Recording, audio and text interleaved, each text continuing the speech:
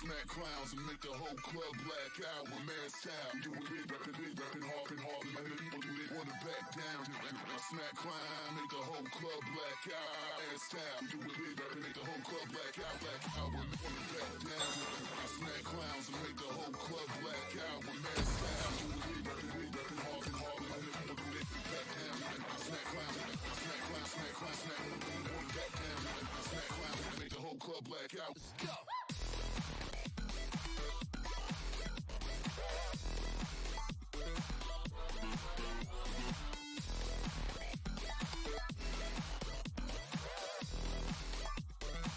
My love is like it ain't no thing.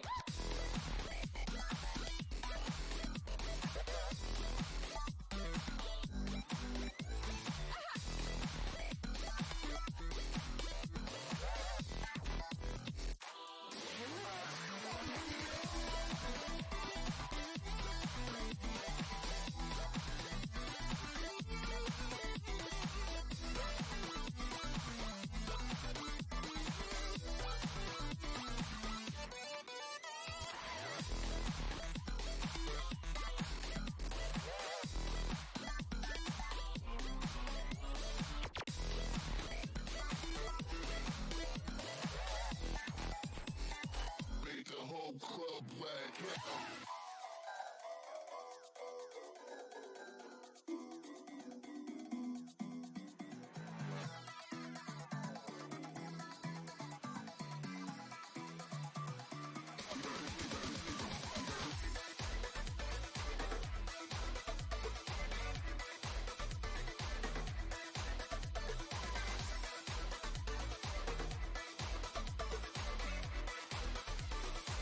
My love is like it ain't no thing. Wanna back down, I smack clowns and make the whole club black out with mad style. Do it big, rapping hard, and many people do they back down. I smack clowns, wanna back down. I smack clowns.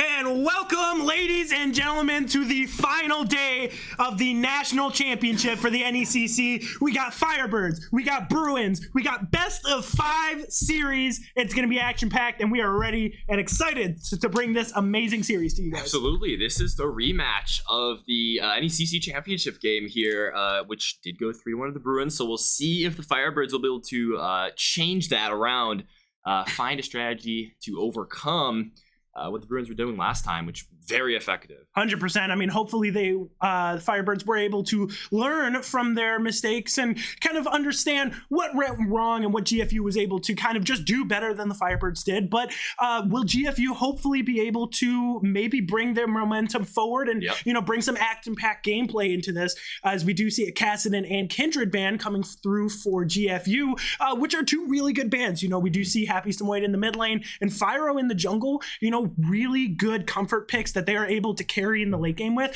as we do see another comfort pick in Lux get taken away from Pac. Yeah, and looking at Likeware's champion pool, the mid laner for GFU, Cassidy is really good into it. You're looking at Lux, you're looking at Fizz, you're looking at Annie, Silas, all of those, I mean, you just kind of have to play safe as Kassadin and wait until you get that level 6 power spike and start going to work. 100%. We do see also some comfort picks taken away from GFU as well in the Wukong, Ali, and Jin. Wukong, as we know, has been dominant in the meta this past patch especially. And Alistar is going to be that roaming support that Pak is really going to be worried about coming through. You know, she's really into staying with her laner and being a stereotypical support and kind of just feeding Fyro those kills going into the early to mid game so he can end up carrying in the late game. But that is what she plays Nami for. Alistar is going to try and shut that down and go elsewhere on the map to try and be able to get the rest of their laners kills, which is something that, you know, as enchanters, that's not something that you were quite looking for. But GFU ends up picking Nautilus anyway, which is, you know, another roaming kind of pick. Amazing in lane, amazing out of lane in jungles and everything like that, late game team fights especially. And Tristana also going down as we get a Volibear and Xayah pick from the Firebirds. Xayah, scary. Yeah. Scary for GFU. We do know that Fyro does, you know, play just a little bit of Xayah. You know, we saw him showcase that yesterday in a dominant performance. But hopefully he's going to bring that momentum back into game one. Absolutely. I'm really loving the picks so far. This is textbook. This is what GFU's done all season, picking their AD and support 1-2. In response to the Nami pick, I do enjoy Tristana Nautilus into the Nami, but Xayah in particular, very good into those picks, such as the Nautilus and the Tristana, using her ult to cleanse all that damage or any of that dive potential that both of them can bring. But now the Taliyah pick coming out, very strong, can be flex both mid and jungle, and also not something that Xayah wants to play into at all with that new rework. The single shot of her Q, it's going to be really difficult to deal with. 100%. And we do know that Taliyah rework has been notoriously, you know, a little bit strong this patch, as we do see a Swain ban coming from GFU, another rework that has been pretty relatively strong this patch. But Taliyah, for a lot of champions, her E, I believe it is going to be able to now stun, and it is longer in its range, which is a big problem for hypermobile champions. Luckily for Xayah, it doesn't really affect her in her ult as much, so she doesn't have a whole lot to worry about there. But like you were saying, her Q up in whatever, a second and a half, 2 seconds. It's ridiculous. She can spam it in lane. She can spam it in team fights and just start poking down the Firebirds. That's going to be something that you are going to have to get on top of as a Camille pick comes down for GFU to try and clamp down on that top lane, hopefully able to scale in and start doing a lot of damage in team fights. Yeah, Camille's just so strong in this meta right now, being able to scale, doing massive amounts of true damage with her Q, and of course, once again, being able to stop those dashes with her ultimate Hextech Ultimatum. But at the same time, that Mordekaiser pick is left open. I'm not sure if that's a winning matchup or not. Generally, you want Mordekaiser to more tanky picks, but if you're comfortable with it, I can see Mordekaiser being very strong into Camille, being able to trade very easily with her. What I'm really interested in is, where is this Taliyah going? We haven't really seen any indication of whether it's mid or jungle, so I think it's really smart for GFU Academy to pick the Taliyah where it is to really mask what they're trying to do with this draft. And that is something that Firebirds were kind of banking on. They were hoping for a Taliyah jungle in the case that they did pick Galio. In my opinion, you know, correct me if I'm wrong, I would not have picked Galio into a Taliyah mid. I feel like Galio, with his dash that he kind of is needing for the engage there, Taliyah is able to easily shut that down. You're not able to get that taunt off right away as you're getting stunned from Taliyah, as that is a Taliyah jungle. So the Firebirds did kind of look out in that sense of the word. Galio into Xerath, I feel like I honestly have no idea. You know, Galio's normally good into AP picks with his passive anyway, but we're going to look over the entirety of this draft, you know, as we normally do. So we're going to start off with the top lane. You know, Mordekaiser into Camille. Correct me if I'm wrong. I believe Mordekaiser can cancel Camille ult with his ult. Yes. Don't quote me on that. I want to say so. As a Camille player, I have not had enough, you know, interactions with Mordekaiser to know, but I have a feeling that that's how that interaction would go if Mordekaiser can ult Camille in her jump. But that is some pretty decent counterplay there, especially I believe Mordekaiser can also take Camille out of her hook shot as well with his pull. But now going into the jungle, we have Volibear and Talia. Talia is very susceptible early game as she does need to start snowballing to start bursting people late game. And Volibear is able to kind of I don't think personally, you're the jungle player here. I don't think Volibear out jungles Talia early game. I don't think so. What do you mean by that? Well, I mean like clear speed. Talia is going to clear faster as she gets more items. The first clear, Volibear and Talia are going to go about even with, which is really what's going to matter the most here. Picking where this Volibear is going to end up clearing, whether it be top or bot. It's just going to be about reading the map and knowing what lanes have the push and what you're going to be able to do to best utilize the Volibear's easy point-and-click stun.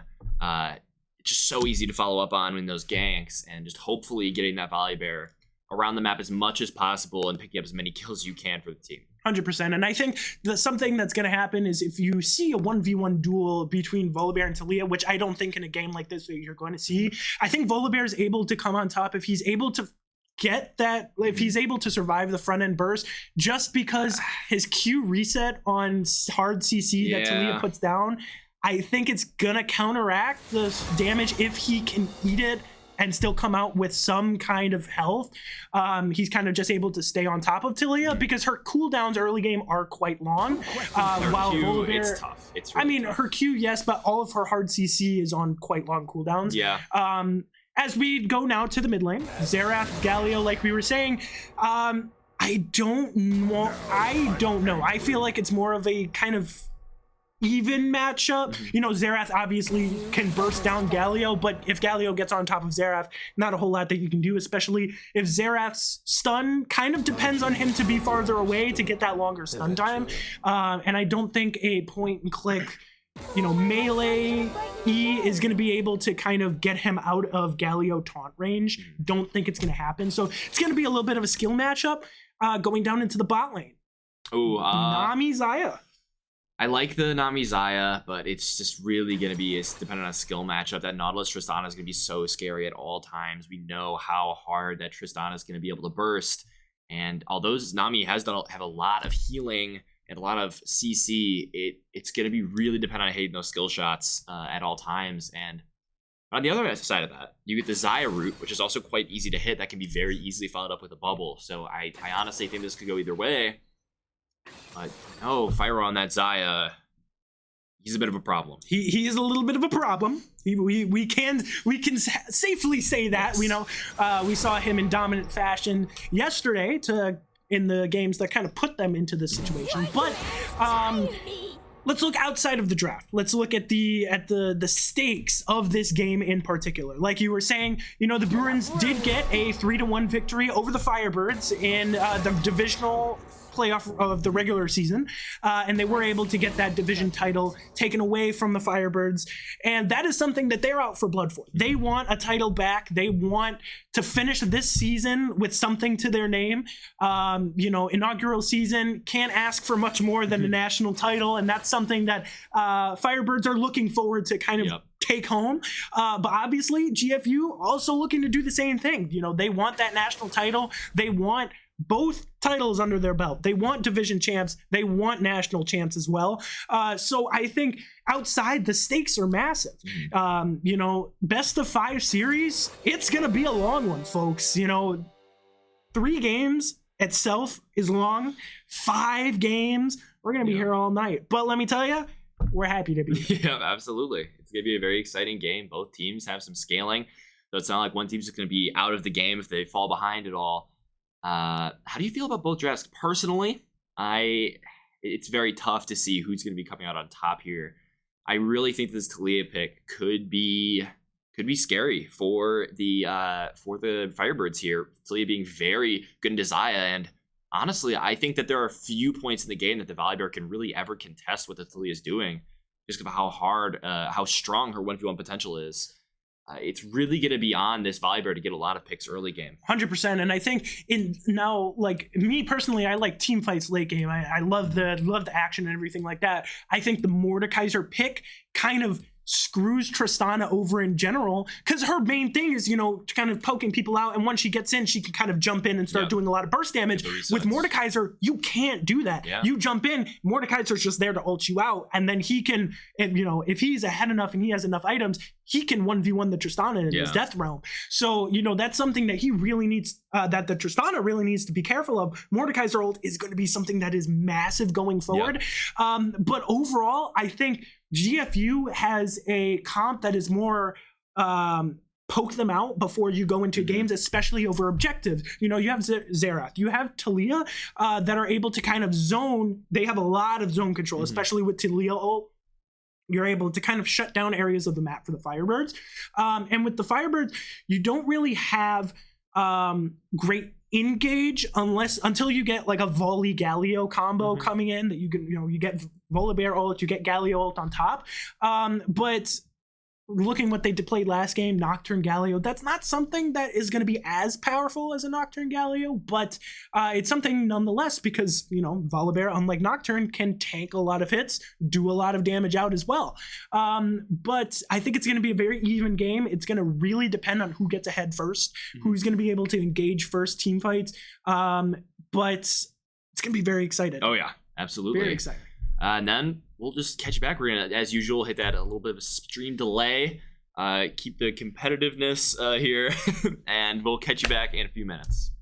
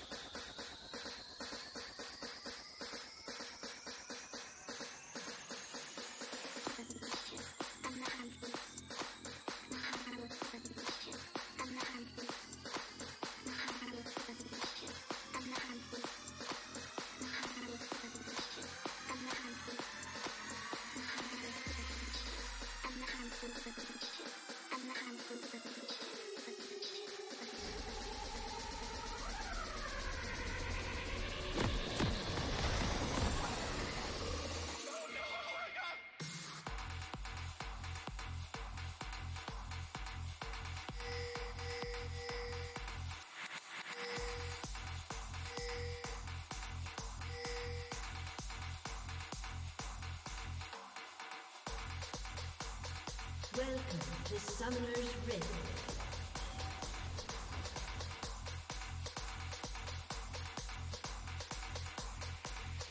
"30 seconds until minions spawn."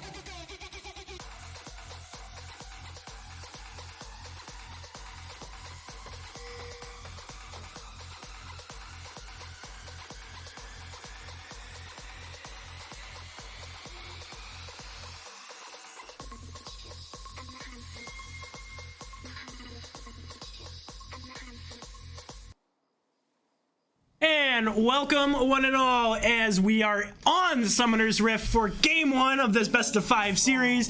And I'm feeling like Nautilus here. I am spinning around. I am happy to be here, and I'm excited to see how this game is going to go. As we were talking in Champ Select and after draft, it's a very evenly drafted team, I believe, overall, scaling wise and everything like that. And I don't think that we're really going to be able to see a super big any massive difference unless one lane or so gets really ahead. So we're excited to see this this action unfold and how everything's gonna pan out. Absolutely, it's gonna be very much so as usual on the junglers to be in this early game. While there are a lot of early game lanes such as the Nami, Tristana, and even the Mordekaiser to some extent, I feel like they could go either way. So we're gonna really have to see these individual players make the difference and show why they're here. I can't agree with that more. I mean, you have a Tristana who's gonna scale but really wants to win lane so she can start snowballing, and then Camille, against Mordekaiser, you kind of have to wait until jungler comes around to help get to you, as we do see an engage going down on the top side, but Mordekaiser does miss the pull, unfortunately. That could have been disastrous for the Camille, as she would have just been chunked out, but she lucks out this time, not going to be able to risk a whole lot of health there. It's going to get a little bit back from her W and continue on with laning phase. Yeah, absolutely. Now you see both junglers looking like they're opting for a 5-camp clear. Taliyah is actually going to be significantly slower in a 5-camp clear than Volibear. It only would have been faster if she was targeting those single camps like Gromp, blue buff, wolves, red buff. That would have been significantly faster. But now that she's opted to clear this way, she's going to have a slower clear. So it looks like that Volibear is going to be able to get to wherever he wants first. And it's looking like that top lane is going to be where a lot of the trading's happening, especially because they're both pathing that way. So we'll see what happens here. It seems like the Volibear is just going to roam right up. We'll see. Is she pushed up far enough? It is a pushing wave. She might be able to find something here. Ooh, but now you see Taliyah mid. Ooh, really good knockback there back into the ground, but will he be able to get out? He's just so bulky. That Galio does pick up the... whoa, okay. A little bit of a hook under tower there. Very scary. All of it healed right back. Oh my goodness, all of that damage from the Xayah. You keep track of those feathers or you die, as you can see there. Now it's extremely difficult for them to play the game past this. That Nami Xayah is going to be applying so much pressure, but Taliyah is now bot side. She should be able to find a little bit more impact in yet another lane. Volibear kind of shadowing that mid lane as well and just taking a quick little reset. A little bit of quick action, but no real advantages found of it so far. 100%. And I just want to preface this before I say anything, as Camille misses a hook shot, and that could that does say that she does lose a lot of health from that. But all I'm gonna say is that is why we hate Tristana. Yeah. She got rooted and still was able to W out, which I think should never happen in 1,000 years. But hey, Riot is a small indie company, and we will continue to play as we get a little pause. Gotta love them, and we're back. Time, and okay, interesting. Oh wow, really big trade here from the Mordekaiser. Will she be able to win? It does not look like it. Flash forward, passive damage, first blood for the Mordekaiser. Oh. First blood for the Mordekaiser, as we were saying before, but that is a massive play. Getting ahead in that top lane against the Camille is going to be so important in this game. Do have some technical difficulties, like I was saying, small indie company. Do have to work with us here. We're gonna get the sweet replay potentially. There it is. But sweet we'll stop praying. It looks like we're okay so far. And we're good. Excellent. All right. Really, but as we were saying before, really massive first blood for that Mordekaiser. That's something that he really needs to start getting ahead so he can start kind of bullying that Camille in lane. Shout out to our technical crew out here. Yep. Real big. Putting the work in. Thank you, brother. But, that's something that, like we were saying, he really needs. As we do see a little bit of a 3v3 action going down in the bot lane. They don't know that Taliyah is there. We do see Volibear going a little bit early, but he's going to die to the Tristana bomb. A lot of feathers, though. It won't matter. Not going to happen. Xayah's going to be able to come around, but Tristana does get exhausted. Not going to be able to find the kill on Xayah, but that is going to be a lot of damage. Will they be able to find a return kill? I don't think it's going to happen. Xayah's root does not land, as the Nautilus is able to just walk away with a little bit of health. But are they going to be able to look for a dive here? I don't think Nautilus has the health, but Xayah gets hit by the knockup, and that's going to be a hook under tower. Xayah's going to go down. Nami bubble doesn't hit in time, and that is a 2-for-1 bot lane. But is that going to be enough to kind of contain the top lane Mordekaiser? I honestly have no idea. You had 1 kill go to Taliyah, 1 go to Tristana. I think best case scenario would have been 2 kills to Tristana there to try and get it through, just to cement that lead in the bot lane. But 1 kill on Tristana on Taliyah doesn't hurt. Gonna start her snowballing as well. But that was just an amazing engage by Talia. Was able to kind of catch that Volibear by surprise. Volley had no idea that Tristana was in the bushes. We do see another engage coming down from the Camille. That's another short trade. That's something that she does excel at. Mordekaiser is going to miss that hook back coming in, but his passive's going to start doing a little bit of drain damage. Camille's not going to be able to get her second charge of the Q up on Mordekaiser, but that is going to be a nice, easy, quick trade by Camille, something that she does excel at. EQQ is something that she one of her favorite combos up in the top lane, just for easy, quick trades, especially against somebody like Mordekaiser that really thrives in long dragged out engagements. That's something that she's really going to have to start looking for, especially now that she has Sheen. Yeah, absolutely. But going back to that first play, so smart by TikTok, just sitting in that bush, knowing the Volibear was walking in, pretty much immediately removing the whole health bar of NDXR Clyde. But now you see him also being even more active than that. But he still doesn't have flash anymore, but he will get the stun. Not quite able to get it. That hook shot is just so strong at getting away. And Tectonic is there again for the counter gank. 100%. I mean, he just knows, and that's something that a lot of junglers just have normal knowledge about. If you come bot lane, you die to a gank, you're gonna automatically go to your top side. You're gonna get your Gromp, you're gonna get your wolves, and then probably go for either scuttle, mid, or top. In this case, Camille is kind of pushed up, so you can kind of had a pretty decent idea that Volley is gonna be going top, trying to get that Mordekaiser even more kills. And in this case, it kind of worked out for Tectonic, was able to kind of get that counter invade and get Volley and Mordekaiser off his carry. Yeah, absolutely. And despite the fact that there's a 1,000 gold lead, this Mordekaiser is going to continue picking up in damage. As you can see now, does get the pull. Hookshot does miss. Will not be able to find anything more. But it's going to be continuing to get more and more difficult as this game goes on. And in the mid lane, you need to look to have that Galio start roaming some more. We don't talk about that. I didn't see anything. Okay. I didn't see anything. Unfortunately, we may have a misclicked ult there by MDXR Clyde that could be a problem going for future ganks in the next minute and a half. But as long as he plays well, it shouldn't matter too much. Talia also is getting her ultimate, so a lot of roaming power with that, being able to create a wall and just ride on it. Man, this game is still very much so up for grabs despite the 1,000 gold lead. 100%. We do see Talia is going to be sitting in that bush a little bit. The only thing that GFU doesn't know is that they don't know that Volley accidentally used his ult, but this is going to be huge here. Fyro is getting caught out. He's going to have to ult out, and there's nothing that they can do about it. Nautilus doesn't have ult here, so he can't really get in that team fight, engage that. So Fyro is going to be able to get out for free. Is going to have to use that ult there. Tristana is also going to have her ult here as well. So team fight, now that Nautilus also has 6, is most likely going to go into the favor of GFU if something does come out bot lane, but Talia is going to continue clearing her camps as Volley does get that reset, going back topside. Yeah, I mean, just really well played there by Fyro, knowing you gotta just use the ult. You can't hold on to it or you're gonna die there. And once again, you see just that jungle tracking there from the Talia. It just seems like they know where the Volibear is at all times, and that makes it so difficult for you to do anything. Just especially with how linear the ganks are on the Volibear, you just have to kind of run at them.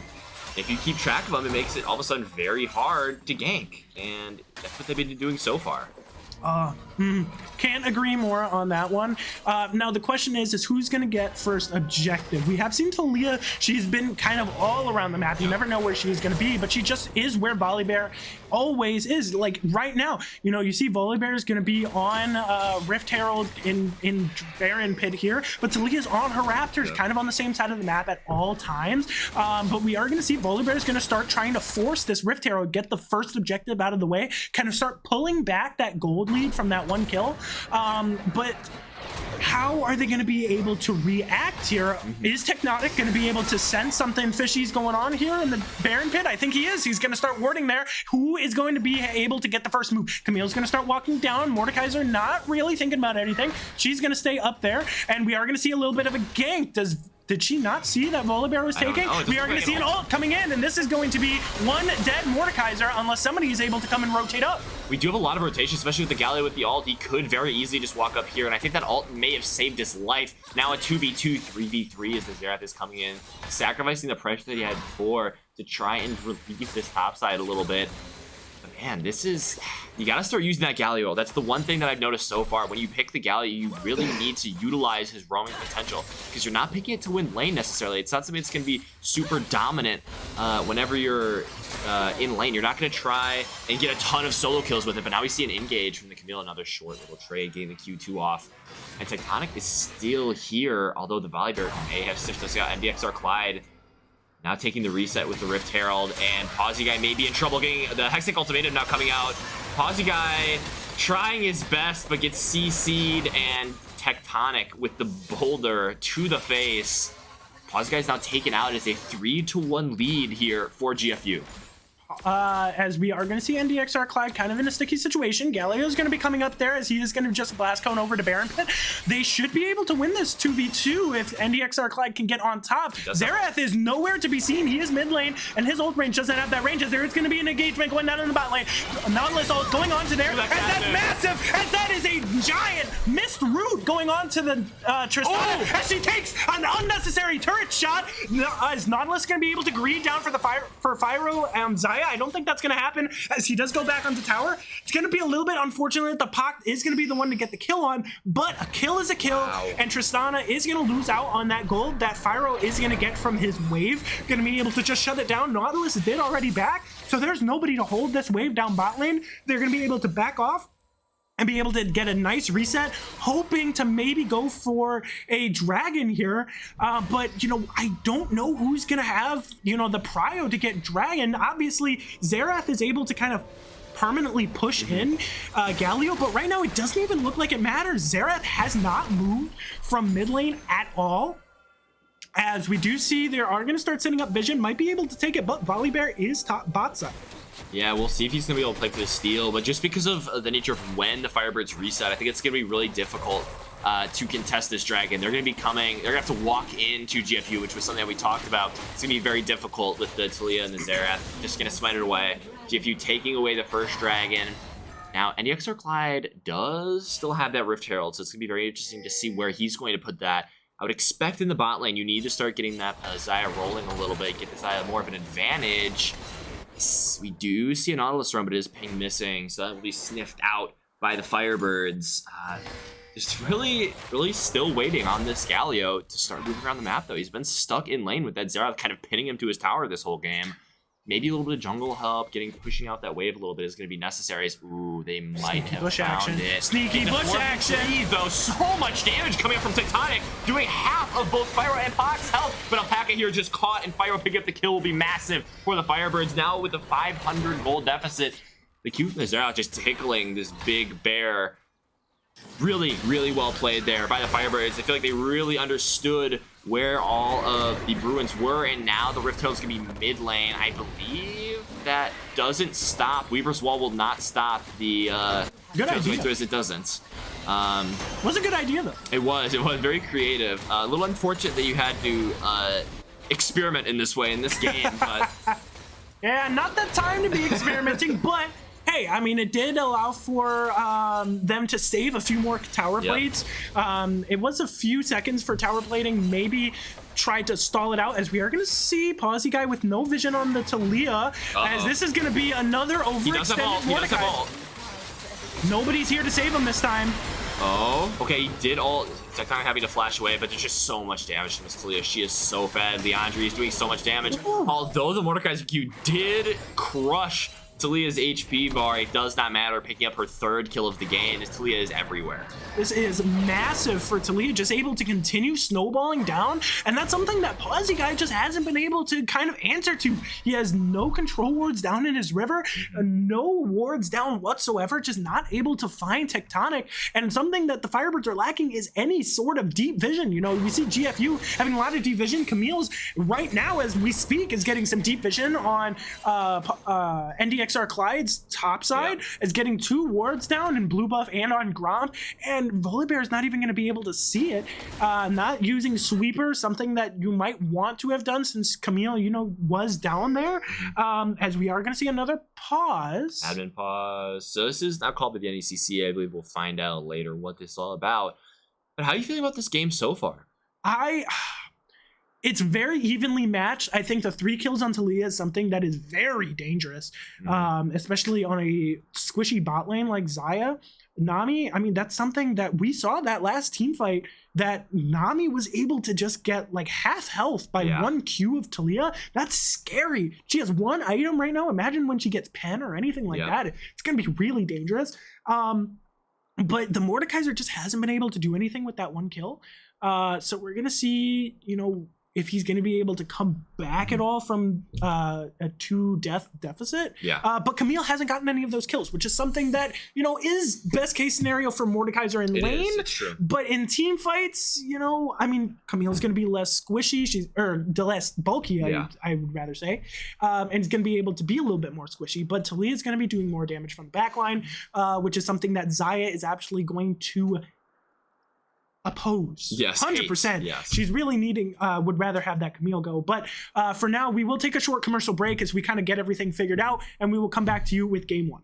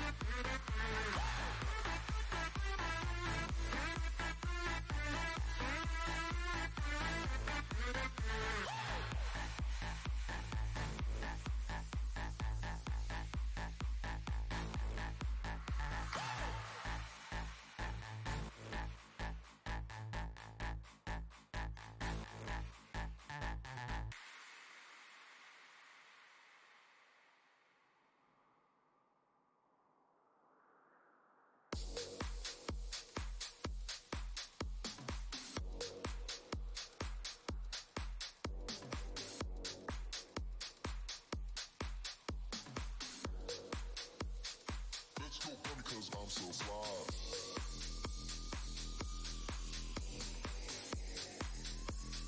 Let's go because I'm so fly.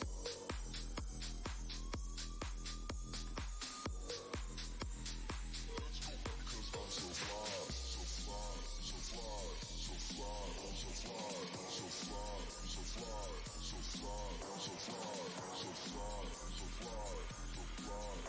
so fly, so fly, so fly, so fly, so fly, so fly. Let's go because I'm so fly, so fly,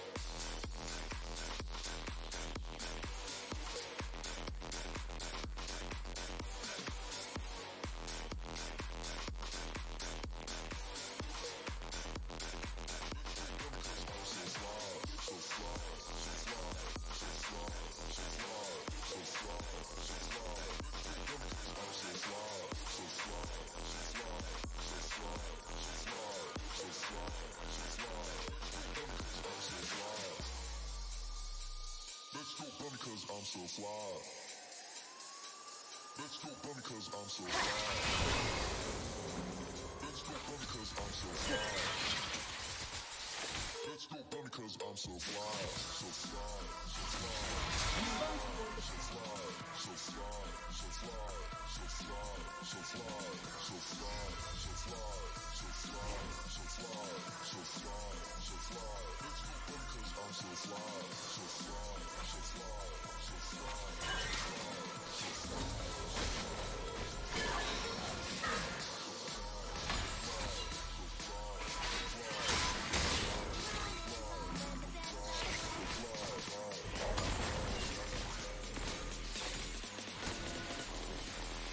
let's go because I'm so fly.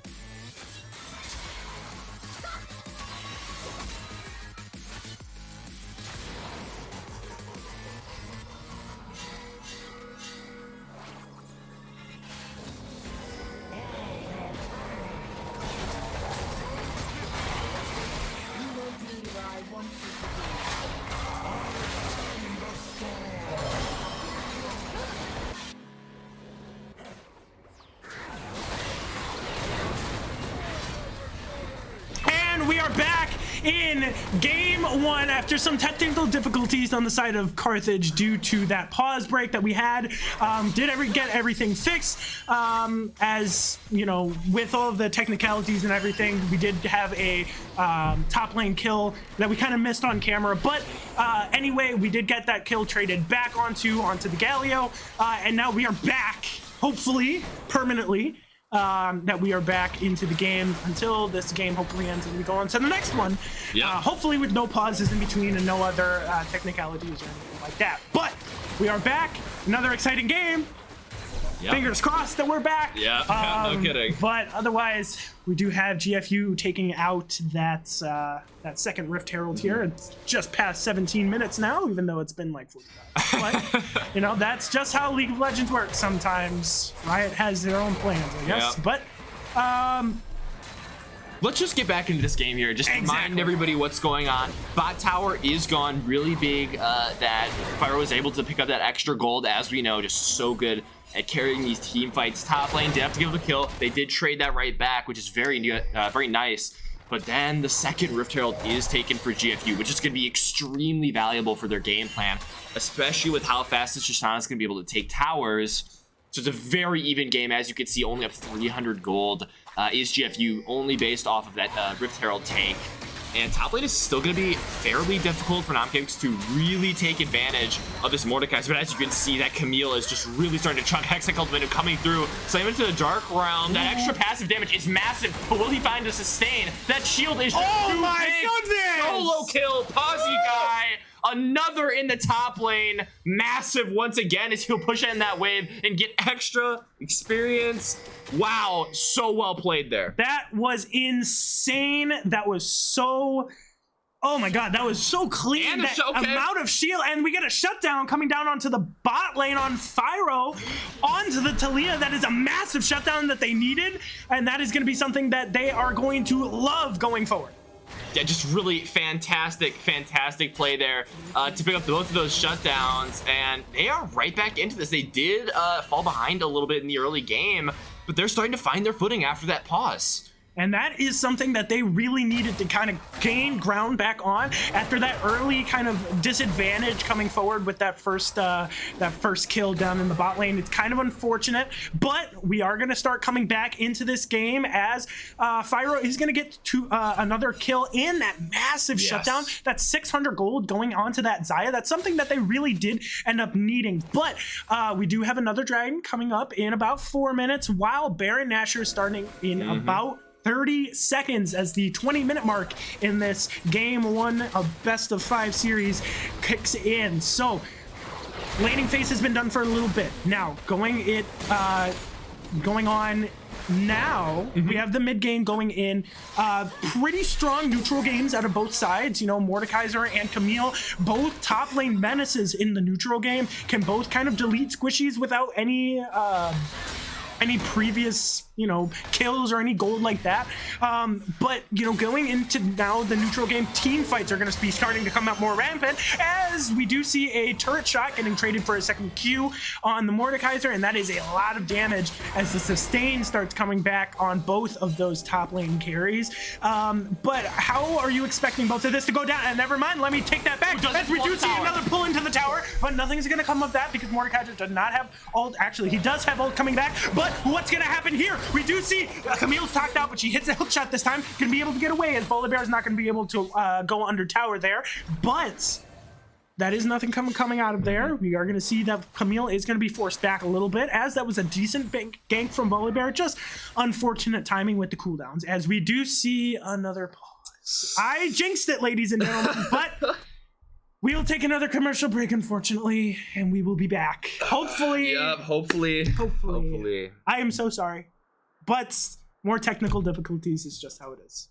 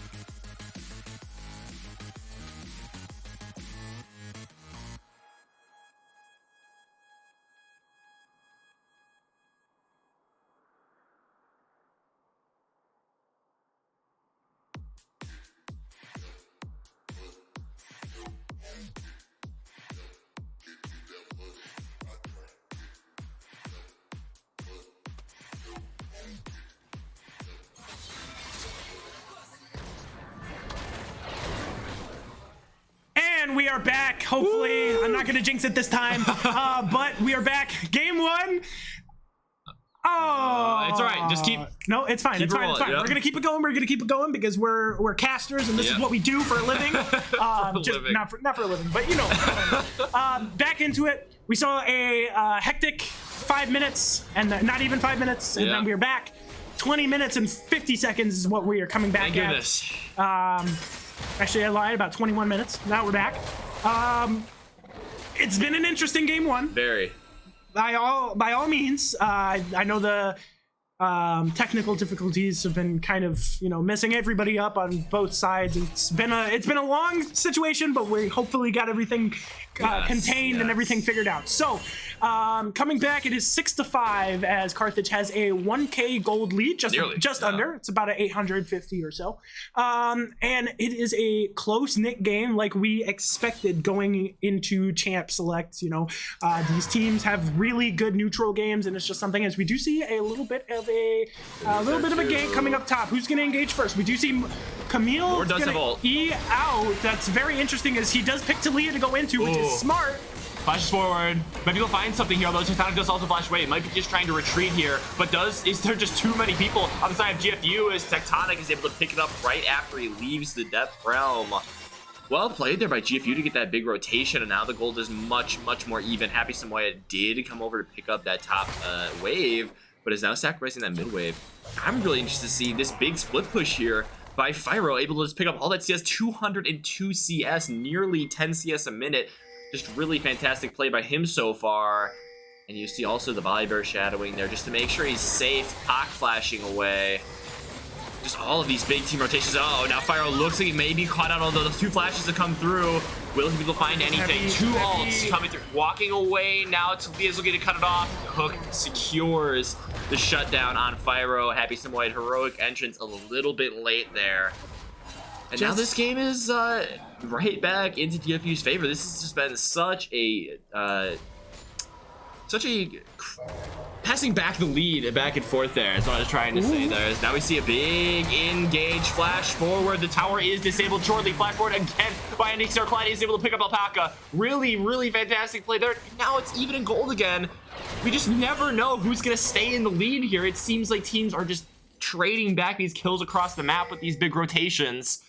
But this one may be a little bit more costly than the pick on a Fyro, as now this dragon is covered for 20 seconds and only one of the members is going to be missing out on this fight, and that will be Alpaca on the side of GFU. That Nautilus will not be able to show up for that big CC.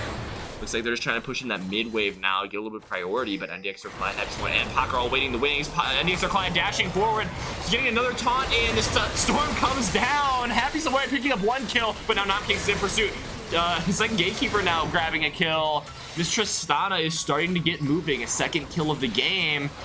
And wow, just once again, just fantastic map play out of both teams here. It's ridiculous. Everything's been going back and forth, which is something that you love to see as entertainment. It cannot be any more entertainment than a back and forth game. That's something that kind of keeps you on your toes the entire time. But we are going to see the fight for this dragon. This is a very important dragon. First one going into Ocean Soul, but who's going to be able to come into, as we do see a huge Nami ult, as they're going to be a bubble 2. Galio's might be able to go down to Xerath. There we go. And Nami is going to be able to go down to the Camille as well. Is Fire going to be able to get any return kills? Doesn't look like it. As we do see now, Mordekaiser, he's going to be in the back line, but he's going to be taken down by the Tristana. Nothing that's going to be coming from that, and that is going to be a dragon for GFU. Massive swing there for GFU, picking up 3 kills there, as well as the dragon getting the 2nd one now. Denying that Ocean Soul from the side of Carthage is going to be massive, as the Ocean Soul is exactly what Carthage would need to slow down the poke that'll be coming out of GFU. And now they have another kill on that Tristana. She is getting so fed. Fyro will pick up this top tower likely, but that will not be enough to even up this gold, as that teleport might be just what she needs to stop it. Does save that top tower at the teleport, Fyro having to retreat there. But how do you think that they get back into this after that minor blunder there? I honestly have no idea. You need that Mordekaiser to continue to kind of stay in this game as long as you possibly can. Right now, 2 and 5, not super powerful, but you do need more kills on your Volibear and your Xayah. Volibear is gonna need those items to continue to frontline that damage from both Xerath and from Talia. As we do see a little bit of a stun coming in, that is gonna be a lot of burst damage. Heroic Entrance gonna be coming in, but that's not gonna be enough for GFU to be able to get a kill on that Volibear. Volibear is gonna be able to walk out, as they do see that we do have all 4 up there. We do see 2-man coming up top. Not gonna see enough coming down from that Pyro, and that's gonna be it for him. That's going to be a death. Another one on that Xayah. Going back onto the Camille, that's going to be a kill. Tristana just going to be able to come away. I don't know how that even... What? Gotta love the Tristana interactions, able to jump out even after being rooted. Might have buffered it there, but man, that's gotta be frustrating for the side of Carthage. Fireworks still farming really well, but it's just continuing to get caught out in these side lanes. That's something that the Talia and the Camille are just so good at, as well as this Nautilus with that long-range point-and-click engage in order to get that Xayah ult out early, so she isn't able to immune any of that damage. They'll be able to save her. It's becoming a really hard time for Fire to get any sort of free farm in these side lanes, and that is really a big part of Carthage coming back into this game. And that's something that GFU needs to be careful of. You know, sending 4 people to deal with the ADC is something that you don't really want to have to do, especially if you're not going to get Baron. That's something that they definitely could have done. They had 4 topside. Tristana was mid. There's something that they could have definitely done trying to get that first Baron going, but they opted not to do that. And that's something that the Firebirds do need to kind of play off of. If you're going to have Fire on the side lane, you need to start picking fights, or at least getting some kind of objectives. Towers, start split pushing elsewhere, going 4-1. Whatever it may be, you need to split GFU's attention if they want to stay in this game and start getting easy pick. Another thing that we have to talk about is the ward placement. GFU is just dominating that red side of the map, or the Carthage side of the map after getting that mid tower. It's something that Carthage just really hasn't been able to do. As you see, that mid tower still standing. It's so hard to get vision control in the enemy's jungle if the mid tower is still up, and I feel like that's something that GFU really prioritized, getting that mid tower down and able to track the movements of Carthage in their own jungle, that Carthage maybe just needs to put a higher priority on. Yeah, I mean, that's been a typical thing that we've seen through Carthage, is just, you know, vision not being able to get a whole lot of deep vision going in, but that's something that you do need to focus on going forward. If GFU, you know, they're doing a great job at kind of getting those wards out, but the wards are doing their job. You know, you're seeing where everybody is. They're not only seeing one person on the map, you're seeing 3 or 4 people rotating at the same time. So GFU is kind of getting a good understanding on how Firebirds do rotate across the map. Yeah, it's just giving them such a big advantage going through these fights. As you can see, so many of the picks that they've been getting have been just based on that information. They know that the Xayah is alone in that side lane and nobody's going to be able to rotate. They know that Pac, for instance, has been just kind of meandering throughout the jungle, and they've caught her a couple of times on that. So that's something that the Firebirds really start to need to get on top of, is just really controlling the amount of vision that GFU finds in their jungle. Yeah, and that's something that Happy Samoy just walking past a ward, that's something that you cannot do going into this, as Pac is going to be able to kind of clean it up, going to get that ward down. But you do need to start clearing vision, and you do need to start setting up. You know, Baron is something that is going to be a big opportunity for GFU if they can win one more team fight, but you just can't engage on anybody without taking 2 or 3 kills coming back, and that is something that you do need to kind of be wary about. As Posy Guy is going to try and get vision. They do have a control ward in there, but you need to start buying more control wards if you're on the side of Firebirds, because they're placing all of their wards right, but you know, there's just too many control wards and too many of good brushes by objectives that GFU is placing, and they just can't get any good vision going in. At that point, finding good team fights and spacing correctly is going to be incredibly difficult, as we do see Posy Guy is going to also see 2 members of GFU on map, going to be able to kind of hide between tower, but Camille is going to be split pushing top, and she has TP up just in case a fight breaks out. Yeah, I think it's really smart how the Bruins have been playing this so far. They're going to be securing that top wave, keeping the Volibear, the jungler, in the top lane 15 seconds before this dragon starts. This will be a free soul point most likely, as it's basically impossible to walk through all of the poke that GFU's been putting out. That Xerath, although he only has 1 kill, is still very, very strong. It's very much a problem with the Hypershot and the Ludens and the Seraph's Embrace. They're going to have to be able to burst this here, and it looks like they will.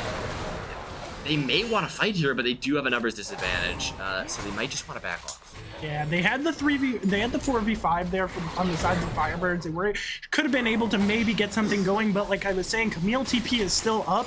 It would have just been a matter of seconds before that 4v5 became a 5v5, and that could have been spelling disaster for them. So it might have been smart just for them not to take that fight, even though GFU could have tried to kind of engage something and bait something out for the TP.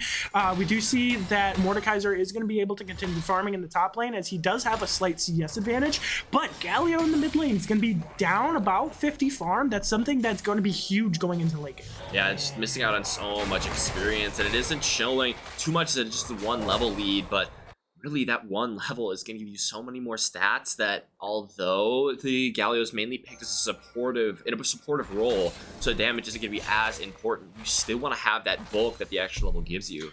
So missing out on all that experience is definitely a big issue.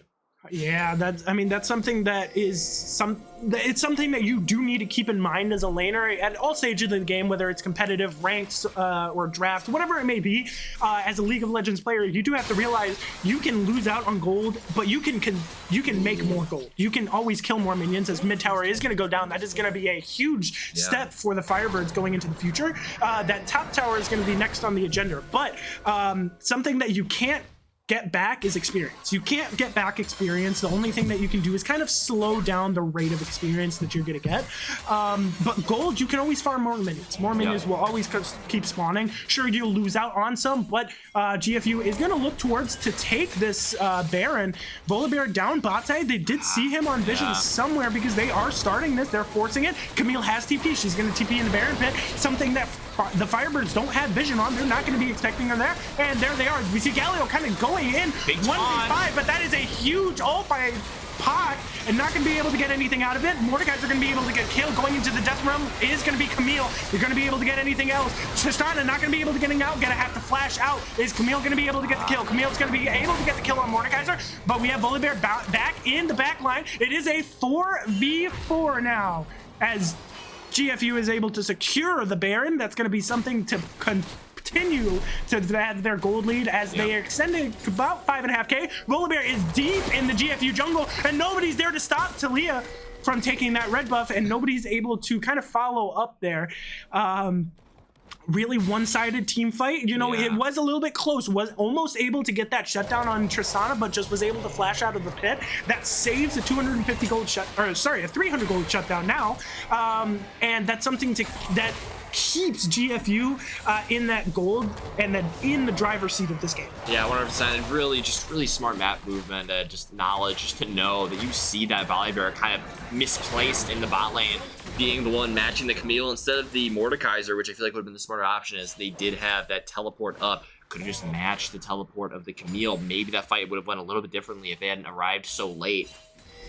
Man, this is just what we've seen all game so far, is just GFU running circles around the Firebirds in macro. And while you do see these outplays here and there by Pharaoh, by Pawsy Guy, by really the whole roster, even Happy Samoyed with some really nice Galio plays, it hasn't mattered just how well GFU's been playing the map. Yeah, and you do need somebody needs to come and deal with this 4-1 split push that they have going on with Camille in the bot lane. You know, Camille is such a huge split push. That is so much damage coming out from the Talia, like we were talking about with that Q. Oh, and the hyper shot just gets the Galio there, and that is going to be a 4v5 now, as Camille is still split pushing in the bot lane. That is going to be even more damage coming onto the Mordekaiser as he kind of gets chunked out. Fyra is going to be having to deal with that Camille down in the bot lane, but that leaves a 3v4 in the mid lane with Talia and Xerath just poking down the Firebirds left and right. We are going to see a little bit of a gank coming from Volibear down on the Camille, but nothing is going to be able to come out of it as Volibear is forced to come back mid to deal with this inhibitor tower going down. And now look, you see Fyro having to leave and stop this push moving any further, and now Camille's gonna push that right back in. So just this poke and this siege is so unbelievably strong from GFU, as they're gonna keep the pressure on. Now 8,000 gold in the lead. They have made the maximum use of this Baron, and now they're gonna try for a soul play. This could be the backbreaking play for GFU. The Firebirds just need to find a way to steal this or stop this dragon from happening. And now GFU's lurking. I don't think that they know. This is something that you see all the time. You need to use Sweeper here. You are going to run into 4 of them, and Volibear is going to be able to eat half of that damage. Wow. Huge Nami ult. That's going to get 2 of them. One's going to go down here, but they are still getting Dragon here. Talia's going to be in the pit. They're going to secure that tower, but Nautilus is going to go down. Camille's going to be able to just hook shot over that wall, and that's going to be 1 kill, but GFU is going to get sold. That's something that Firebirds needed to try and stay into the game. That's going to be 1 more piece of hay on the camel's back, but is that going to be the straw that breaks that back? Yeah, it could very well be. Just Firebirds need to keep that focus. They still have the Xayah, still very fantastic scaler, and that is honestly, unfortunately, one of the only plays that they have. Not a ton of scaling on the side of the Firebirds. They're not really able to make use of that Galio or the Volibear pick to influence the other lanes. It's just been the Camille and Tristana scaling fest, as well as that Xerath, as you saw in that last fight, doing 3/4 of Pac's health with just 1 Q. They really need to find a way to deal with that Xerath. Yeah, that Xerath now, he's almost about to get Rabadon's Death Cap. That's going to be a huge power spike for him. He already got 2 power spikes already with Luden's Tempest. That's one of his massive early game power spikes. And Hyper Shot, that's going to be huge going into the mid game. Horizon And now, Focus. Or Horizon Focus. That's what it's called. I forgot the name of it earlier too. Really? Yeah. Fair enough. As we are going to see a little bit of a engage She's going level down 18 on top. though. Wow, look at all of that true damage and the Hextech Ultimatum just keeping him in place. Pazga, you're just gonna have to give up Happy Samoyed here as Namcakes eats that. Somehow, Fire will pick up that shutdown. Really nice Nami wave there. Will they be able to win this? Tristana having to jump out and hookshotting over the wall is Namcakes. They do manage to retreat, but picking up a nice kill that they may be able to find something more off of this. Getting that vision swept away. Will they try to extend this fight is what I'm wondering. They are staying. It is a 4v4, but based on who's alive, I'd say that they have the slight advantage. Tectonic has been massive in chunking out the squishies of the Firebirds in these fights. Well, and I wanted to kind of say something. I don't know if you've noticed this, but Firebirds have been able to kind of trade kills back and forth. It's not something that they've just been getting aced every team fight that they have. This Volibear and this Mordekaiser are able to frontline and just eat so much of Xerath and Talia's front-ended damage that they're able to kind of get onto them, forcing the Tristana to get out. You haven't seen Tristana kind of jumping into the fight. You've been seeing her jumping out of the fights because she's just getting bursted down so much by the Galio and the Volibear. I think if the Firebirds are able to get a quick pick, they can win a 4v5 very easily if they have their ults up. And I think that if they do and they can able to kind of capitalize and take a Baron off of that, I think they can turn this game around. But that's a big if. They need to have the right circumstances for them to do that. And right now they're kind of just waiting around, not doing a whole lot, as Baron's going to come up in 10 seconds and they're just going to rush this through. You can't really coin flip. What are the Firebirds doing? They're not walking in. Mordekaiser is still going in. Volibear's bot lane, they're not going to be able to contest this Baron, as you have to have known that they were going to just go this. Tristana's going to be able to melt this, and that's going to be their second Baron, and now they have to fight for their lives. As are they going to be able to kind of turtle enough and fast enough for GFU to kind of push this in, and are they going to be able to have enough anti-push, and are they going to be able to turtle long enough so Baron buff kind of expires, and then they have to fight for this next element? They need to find that one miracle engage, whether it be the Volibear ult into the Calio ult. They just need it because they cannot stand and fight against this team. This Xerath is too fed. This Talia is putting out too much damage. And once again, unfortunately, you just see NECC Clyde being the wrong one in the side lane. You need the person farthest away from the dejector that's coming up, the one with teleport, to be sitting in that bot lane. And just, they capitalized, the JPU just was able to capitalize that right again. They really just need to play for that Elder. That Elder is the next thing they need to play for. They need to find a way to stop this Baron push from ending the game, and they need to get this Elder Dragon. Yes, and we do see that now you're getting into the to the late game. You are going to see more people, more and more are going to be coming up to level 18. You have the supports that are still around level 13, 14, but the ADCs, we have Xayah at 16, Tristana at 17, and we have the mid lane already at 18. We have one level down on the Mordekaiser until he's max level, and junglers are going to be around there as well. But this is going to be something that you are going to have to look forward to. Elder fight coming in about a minute 30.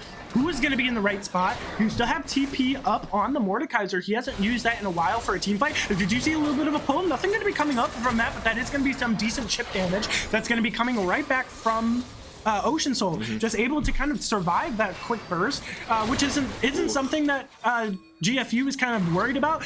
Firebirds don't have a whole lot of poke, but Volibear is going to be taking a lot of damage. They have a minute and 15 seconds just under until Elder Dragon, and they're going to do the same thing. They're going to sit in the jungle, and they have no vision as Volibear is going to be taken out. Their jungler is done.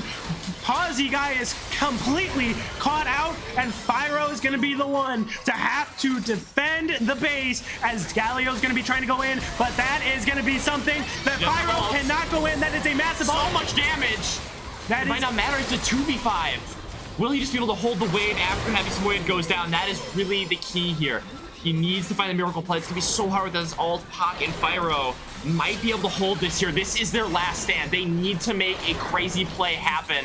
And it just looks like they won't be able to find it. Giving up that Nexus. GG. First game over there. 1-0 GFU. That was a really classy showing of just macro play from GFU, able to kind of roam the map. And really in the neutral game and in endgame, they were just able to do so much around the map. You know, Volibear just not there at the right times when you have to go for Baron, when you have to go for objectives. GFU were just so on top of objectives after that first Baron, after that first Dragon, however, and just not able to do anything as Camille, you know, top damage in the game. You know, Camille doing so much true damage, something that, you know, really plagued Firebirds, not able to kind of lasting sustain fights, and if Camille's in there, and just weren't able to get good picks before the games, as GFU was able to, you know, roam as 4, you know, Camille in the side lane is just so powerful, able to take down towers so quickly with her Q being able to be procced on towers,